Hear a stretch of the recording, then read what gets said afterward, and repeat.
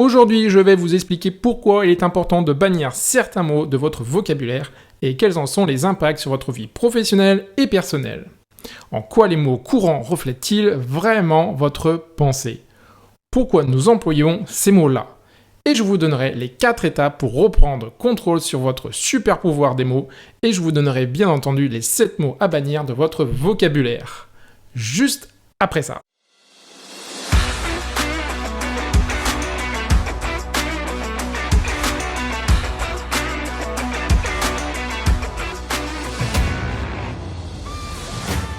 Bonjour les amis et bienvenue dans ce nouvel épisode. Si vous aimez mes vidéos, cliquez sur j'aime et abonnez-vous. Alors, les mots courants ne sont bien évidemment pas tous à bannir et à rejeter, loin s'en faut.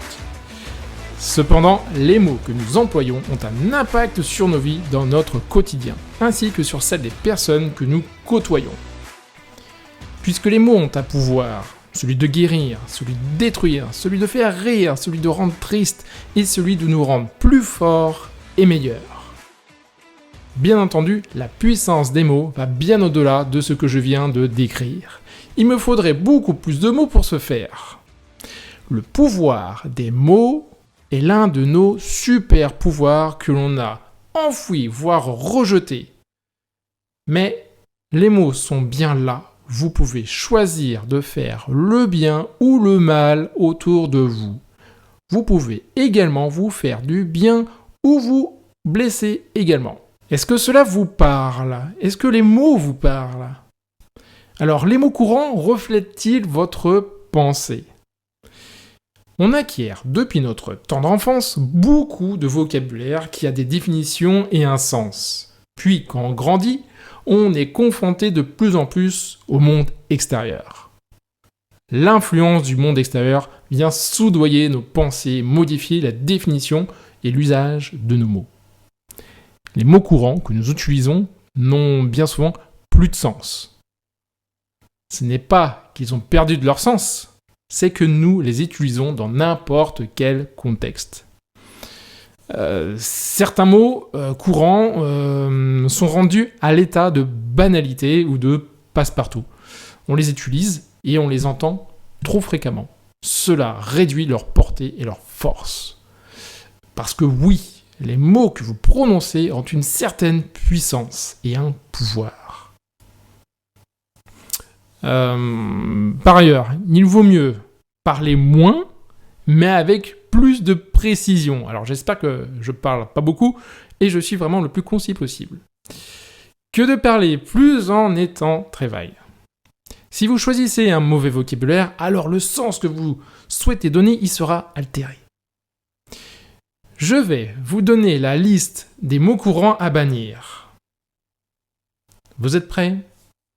Alors, le premier mot. Devrait. Raisonnable. Réaliste. Bonheur. Succès. Bon. Mauvais. Ce sont les 7 mots à bannir. Que pensez-vous de cette liste de mots courants à bannir? Employez-vous certains de ces mots? Ou bien les entendez-vous régulièrement et cela vous horripile-t-il? Qu'est-ce que cela vous fait? Maintenant, nous allons voir pourquoi employons-nous ces mots courants. Eh bien, ils nous évitent de nous épancher sur les détails de nos pensées profondes. De plus, ils nous servent de bouclier contre le monde extérieur. Mais surtout, ils essaient de nous protéger contre la réalité, celle que l'on refuse de voir. Cela vous parle? Puisque ces mots-là sont trop généraux, ils restent flous et ils cachent nos pensées. On emploie également ces mots car nous n'avons pas les idées et les pensées claires. Bien entendu, nous utilisons les mots parce qu'ils possèdent un lien avec nos cultures, nos religions, nos croyances et que nous avons acquises tout le long de notre vie. Alors, pourquoi les mots courants sont-ils dangereux? Eh bien, les mots courants employés à la va-vite peuvent devenir dangereux car ils déclenchent en nous un processus inconscient. À savoir, ils nous incitent à nous comparer les uns avec les autres. À savoir si l'on fait mieux que notre voisin, mais aussi à nous juger de façon non bienveillante, à nous saborder, dévaloriser et donc finalement nous tromper. Oui, les mots nous trompent. Plus vous emploierez ces mots courants et plus vous créerez un ancrage puissant. Cependant, cela sera un ancrage difficile à éliminer parce que vous aurez acquis de dangereuses habitudes de langage. Et si vous n'y prêtez pas attention, elles vont voir un impact négatif dans votre vie, dans votre quotidien en général. Alors, avant de vous donner les 4 étapes pour reprendre le contrôle de votre super pouvoir des mots, je vous invite à liker cette vidéo et à vous abonner à ma chaîne. Cela me permettra d'augmenter ma visibilité et d'aider ainsi plus de personnes. Et cela m'encouragera également à créer plus de contenu qui, j'espère, est de qualité. Alors, voyons maintenant les 4 étapes pour reprendre le contrôle de votre super pouvoir des mots. Donc, plusieurs points pour ce faire. La prise de conscience, la clarté des mots, la pensée créative et le feedback. Alors, l'étape numéro 1, la prise de conscience. Qu'est-ce que c'est ? Eh bien, il s'agit dans cette première étape de prendre conscience de l'usage des mots courants que nous utilisons. Il est important que vous soyez conscient des moments où vous employez ces mots et ces expressions. Pour ce faire, ayez toujours un petit calepin et de quoi noter. Vous pouvez ainsi utiliser votre smartphone, si jamais vous êtes allergique au calepin. Puis, notez tous les mots et expressions que vous jugez non pertinents, imprécis ou douteux, mais également ceux qui n'apportent rien de concret, qui restent vagues. Cela va vous aider à gagner en clarté et de vous en rendre compte. L'étape numéro 2, la clarté des mots.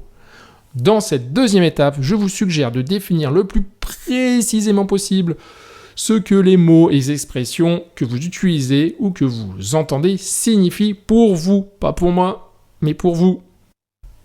Allez, on enchaîne avec la 4e étape, la pensée créative. Et bien pour cette 3e étape, je vous invite à vous cultiver et à enrichir votre vocabulaire. Ainsi, vous aurez plus de choix dans la sélection de vos mots quand viendra l'heure de la prise de parole en public. Vous pourrez alors choisir librement vos mots en toute conscience et être plus créatif et avoir des mots plus précis et percutants. De plus, vous allez pouvoir décrire exactement ce que vous ressentez ou ce que vous voulez réellement. Est-ce que vous pensez que cela peut faire une grande différence dans votre vie ? Allez, on s'attaque à la 4e étape, le feedback. Eh bien, dans sa dernière étape, c'est la plus importante. En effet, cette dernière permet de savoir où vous en êtes dans votre progression. Pour ce faire, vous demandez à votre entourage, que vous côtoyez au quotidien, de vous faire remarquer quand vous utilisez les mots que vous avez choisis. Ainsi, vous aurez un retour direct et vous pourrez vous ajuster et progresser. Alors, en quoi cette thématique que l'on vient de voir ensemble vous inspire-t-il ? Merci de me laisser juste en dessous vos impressions dans la partie commentaires adéquate. Alors, comme d'habitude, je vous invite, si ce n'est pas déjà fait, à télécharger mon livre « Les clés de la confiance ». Et pour les prochaines vidéos, dites-moi dans les commentaires, pareil, toujours, quel sujet voudriez-vous que j'aborde afin de vous aider au mieux ?